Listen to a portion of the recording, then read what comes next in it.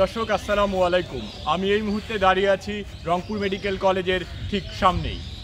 এখন বাজে রাত প্রায় 2টো, আর এই দুটোয় এই মানুষদেরকে আমরা যাদেরকে দেখছি যে যারা এখানে দাঁড়িয়ে আছেন, প্রকৃত অর্থে সবাই দাঁড়িয়ে আছেন। সেহরি এখানে পরিবেশন করা হয়, তো আমরা তাদের মুখেই এখন শুনবো যে আসলে এই সেহরি কেন্দ্রিক যে উদ্যোগটি নেওয়া হয়েছে সেটি সম্পর্কে তারা কি ধারণা পোষণ করেন। আমার বাড়ি তারাগঞ্জ থানা, পোস্ট অফিস ডাঙ্গিরহাট। আমি কষ্টর জন্য আছি, আমার মেয়ের অসুখ, আমি কিন্তু অভাবী। তো এটা সুস্থভাবে সবাই এলাকায় কয় বলে এখানে সৎকাই দান করে, সেই অনুযায়ী আমরা কিন্তু এখানে নামি আছি। সেহরি করা আমি সেহরি করা। এই খাওয়া না পাইলে কি আপনার কষ্ট হইতো বোধহয় রোজা রাখা? কষ্ট হইতো রোজা রাখা। তাহলে এটা ভালো করছে। হাত পা চলে না, কিছুই চলে না, আমি নড়তেই পারি না। এখন দূর থেকে ভাত কখন আসে, তাই এখন আল্লাহ অর্ডার হয়েছে 1 মাসের রোজা খরচ হয়ে গেছে। এখন গরম গরম ভাত পাই, তরকারি পাই, যেহেতু 4 গ্যাস খাইলে হিসেব মিটে যায়। আমরা এখানে সবাই একত্রিত হয়েছি সেহরির খাবারের জন্য। আমরা প্রতিদিন রাত্রে এখানে আমাদেরকে খাবার দেয়। আমরা এখানকার খাবার খেয়ে খুব উপকার পাই, কারণ এখানে আমরা গরম গরম খাবার পাই। হোটেল থেকে আমাদেরকে তরকারি এবং ভাত দেয়, আমরা সবাই পেট ভরে খাই, বিনা পয়সায় আমরা পাচ্ছি, কোনো টাকা দিতে হয় না।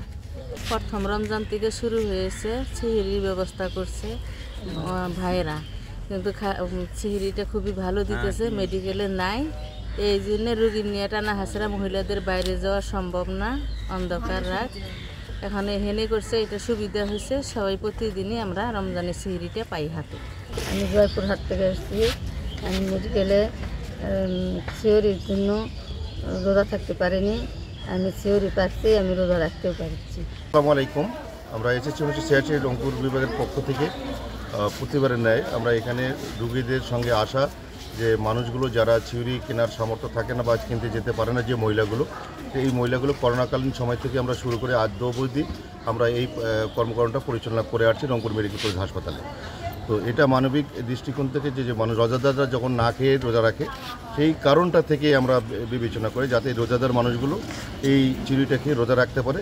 এটাই ছিল আমাদের মূল উদ্দেশ্য। আমরা উদাত্ত আহ্বান জানাই সারা দেশের সমস্ত মানুষদেরকে, যারা এই বিত্তবানদেরকে, যারা এই ধরনের সামাজিক কর্মকাণ্ডে এগিয়ে আসবেন, তাহলে আমরা ইনশাআল্লাহ রোজাদারদেরকে না খেয়ে রোজা থাকার যে প্রবণতা, সেটা বন্ধ হয়ে যাবে ইনশাআল্লাহ। একদিকে চিকিৎসার খরচ, অন্যদিকে রোগীদের অ্যাটেন্ডেন্টদের সেহরির খরচ, এই দুয়ে মিলে হতদরিদ্র মানুষগুলোর জন্য সিয়াম সাধন যখন বড় চ্যালেঞ্জ হয়ে দাঁড়ায়, তখন এই ধরনের মানবিক উদ্যোগগুলো সত্যিই প্রশংসার দাবি রাখে। ইনম ও Shahriar, senior staff reporter, Bangla FM।